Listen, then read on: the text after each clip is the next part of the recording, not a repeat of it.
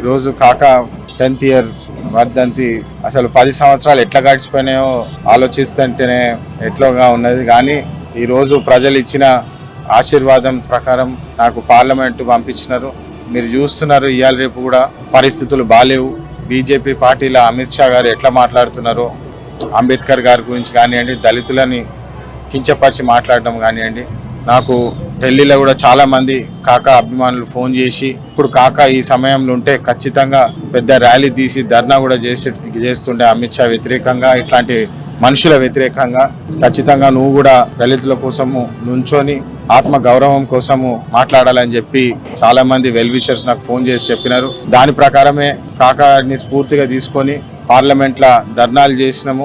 దళితుల కించపరిచి మాట్లాడము చాలా బాధాకరమైన విషయము. వీరి ఆలోచన మంచిది కాదని చెప్పి నిజంగా ఆ ధర్నాలు పాల్గొనేటప్పుడు కాకా గారు చాలా గుర్తొచ్చినారు. కాకా ఎట్లయితే బడుగు బలహీన వర్గాల కోసము కృషి చేసి ఎన్ని కష్టాలైనా వారి కోసము పోట్లాడి వారికి న్యాయం జరిగేటట్టు ఎట్లయితే చేసినారు.